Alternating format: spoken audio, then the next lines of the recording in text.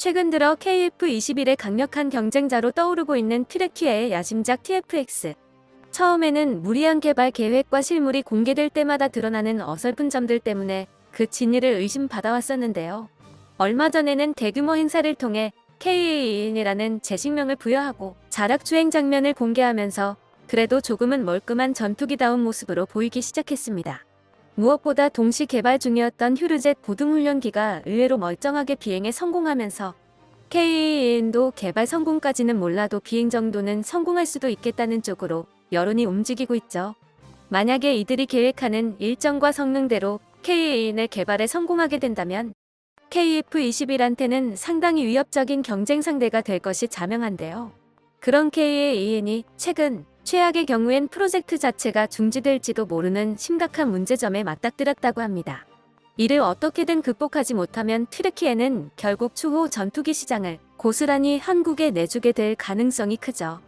어떤 일이 벌어지고 있었던 것인지 함께 확인해 보겠습니다.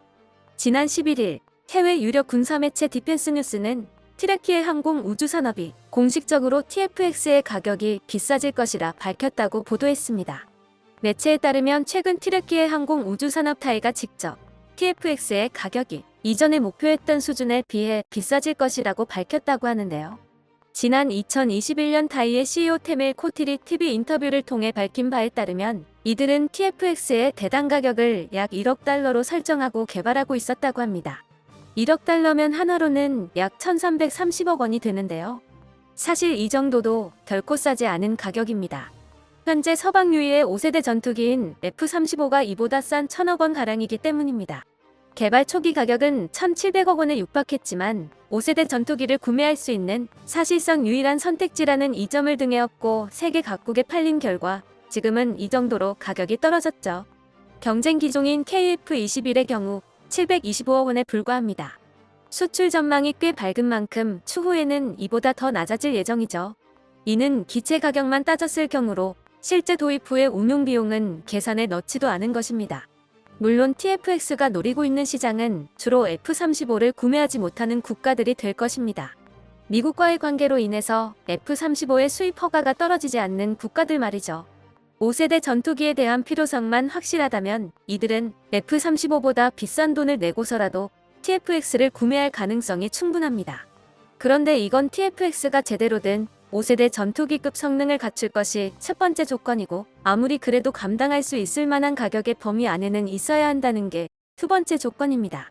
지금 상황으로 보면 어느 쪽도 장담하기 어려운 상황인데요. 일단 TFX가 현재까지 보여준 최대의 퍼포먼스가 땅에서 자력으로 10m 정도 굴러간 것이 전부라는 것이 발목을 잡습니다. 지금껏 보여준 어설픈 모습들에 비하면 상당히 발전한 편이지만 그래도 이걸 가지고 5세대 전투기 성능을 기대하기는 어렵습니다. 그리고 최근에는 가격 역시 1억 달러보다 더 높아지게 될 것이라고 타이 CEO가 이실 직후 해버렸습니다. 1330억 원이라는 가격도 F-35의 최저가보다 1.5배는 비싼 가격인데 이보다 더 비싸진다는 것입니다. 이게 특히 큰 문제가 되는 것이 TFX를 선택할 만한 국가들이 이만한 금전적 부담을 선뜻 받아들이지 못할 가능성이 높기 때문입니다. 중국이나 러시아 같은 대놓고 레드팀인 국가들은 성능을 의심받기는 해도 나름대로 5세대 전투기를 개발해서 보유하고 있습니다. 미국한테서 F-35를 사올 수 없어서 TFX에 눈독을 들이는 국가라면 대체로는 레드팀에도 블루팀에도 속하지 않고 그 사이에서 실리를 추구하는 제3세계 국가들이 될 것입니다. 그리고 현실적으로 따져서 제3세계 사이에서 대당 도입비가 F-35의 150% 이상이 되는 전투기를 제대로 써먹을 만한 수량으로 구매할 수 있는 나라는 거의 없습니다. TFX는 현재 튀르키예 정부가 무작정 밀어붙여서 개발을 끌고 가고 있을 뿐이지 정해진 판매처가 확보된 것도 아닙니다. 추후 가격이 떨어질 가능성을 장담할 수가 없는 것입니다. 이런 상황에서 수혜자가 될지 희생양이 될지 알 수 없는 최초 구매국이 되려고 나서는 나라가 있을까요? 결국 개발 단계에서 원가를 제어하지 못하고 판매처 역시 확보하지 못한 점이 패착이 되어 벌써부터 악순환이 시작되고 있는 것입니다. 이를 조금이라도 극복할 방법은 하나뿐인데 개발국에서부터 엄청난 물량을 뽑아내서 채용하는 것입니다. 해외 수요에 의존하지 않고 규모의 경제를 형성하라는 것이죠. 그런데 TFX는 이것조차 쉽지 않은 상황이 됐습니다. 바로 오늘 치러지는 대통령 선거의 결과가 어떻게 될지 알 수 없기 때문입니다. 현재 TFX를 비롯해 튀르키예에서 진행되고 있는 대부분의 무기 개발 프로젝트는 현 대통령 에르도안의 강력한 지지를 등에 업은 것입니다. 11년간의 총리직, 두 차례의 대통령직을 거치며 20년 동안 사실상 독재에 가까운 장기 집권 중인 에르도안은 최근 들어서 지지층의 등을 돌리며 집권 이래 최대 위기에 봉착한 상황입니다. 그 전에도 지지율이 오르내리면서 안정적이지 못한 모습을 보여주고는 있었지만 이번에는 대지진으로 인해 부패가 들통나버려서 민심을 도저히 되돌리지 못하고 있죠. 에르도안이 이에 대한 해결책으로 내세운 것은 국산 무기 개발의 성과를 보여줌으로써 보수표를 자신이 소속된 우파 여당에 결집시키는 것이었습니다. 다행히 튀르키예는 그 전부터 조금씩 진행시키던 무기 개발 프로젝트들이 많았고 나름 기술력도 나쁘지 않은 수준으로 갖추고 있었습니다. 에르도안은 단지 이 프로젝트들의 채찍질을 가해서 어떻게든 대선 전에 무언가 결과를 내놓게만 만들면 됐던 것입니다.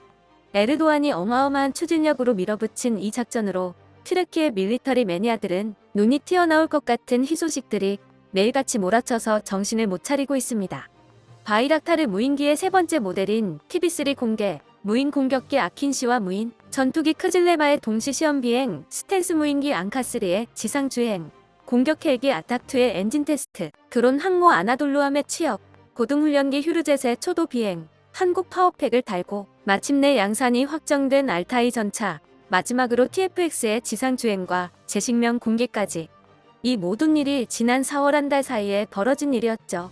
이중 무인기 분야에 있어서는 정말로 세계적인 수준의 기술력이기도 했고 그 외에도 육해공을 가리지 않고 국산 무기들이 튀어나왔습니다.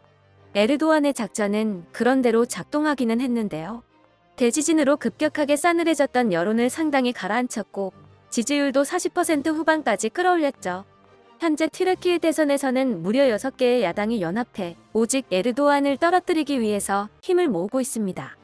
야당 6자 연합에서 나온 후보인 케말 클르치다르 올루는 50% 전후의 지지율로 이대로 간다면 정말로 에르도안을 꺾을 수도 있을 것으로 보이는 상황.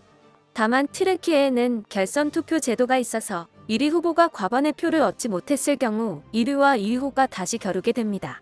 에르도안과 케말의 지지도 격차가 크지 않은 만큼 야당 측에서는 결선 투표가 이루어지게 되면 승리를 끝까지 장담할 수가 없어집니다. 이런 상황에서 지난 12일 야당 표를 분산시키던 4위의 군소 후보 무하렘 인제가 전격 사퇴를 선언합니다.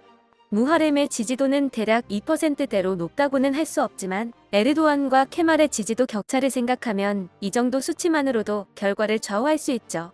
무하렘의 사퇴는 에르도안에게 심각한 악재로 닥쳐왔는데요. 지지도에 획기적인 반전을 일으키지 못한 상태에서 선거를 치르게 된 에르도안은 어떻게든 선거를 결선 투표까지 몰고 가는 것이 전략이었기 때문입니다. 무하렘이 야당 성향의 후보기도 했고 만약에 이들의 표가 케말에게 힘을 실어주게 된다면 1차 투표에서 에르도안의 실각이 결정되게 됩니다. 튀르키예 방산의 재앙은 여기에서 시작됩니다. 그간 광풍과 같은 속도로 무기 개발이 가능했던 것은 지지율을 위해 투자를 아끼지 않던 에르도안이 뒷배가 되었기 때문이었습니다. 하루가 멀다 하고 튀어나오는 신무기들을 반겨주던 것은 튀르키예 내의 일부 밀리터리 매니아들 뿐이었습니다. 다른 보통의 시민들은 당장 내 집이 지진으로 무너졌고 내 가족이 거기 깔렸는데 무기 같은 데에 신경을 쓸 겨를이 없었죠. 오히려 에르도안이 착복한 지진세가 거기 들어갔을 거라 생각해 노발대발하는 반응도 심심찮게 볼 수 있었습니다. 앞서 언급했듯 튀르키예의 방산 개발 과정에서 추후 판로가 고려되고 있던 정황도 딱히 없고 투입되는 개발비 역시 결코 적다고 할 수 없었던 만큼 튀르키예 국민들에겐 매번 공개되는 신무기들이 나라 돈을 벌어다 줄 상품으로 보이지도 않았을 것입니다. 이대로 에르도안이 실각하게 되면 튀르키예 방산에는 일대파란이 일어날 것입니다. 뚜렷한 수익 모델도 없이 무작정 진행되는 프로젝트는 중지될 가능성이 크죠. 그리고 현재 그 1순위는 누가 봐도 TFX 프로젝트입니다. 판매가도 F-35의 1.5배 이상, 개발비는 13조 원 이상으로 KF-21에 비교하면 2배에 달합니다.